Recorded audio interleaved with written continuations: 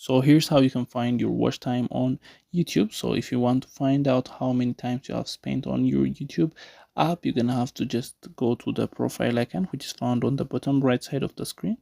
You click that and scroll a little bit down. You're gonna find a key that says time watched. You're just gonna have to click on that, and here it's gonna give you an average and a graph of how many hours or minutes you have spent on your YouTube app.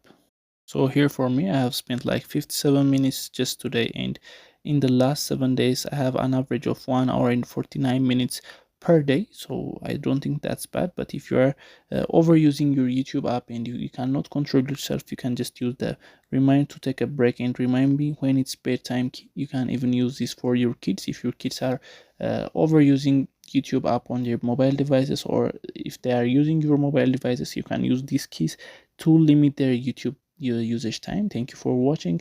If you have any questions, you can leave them in the comment section.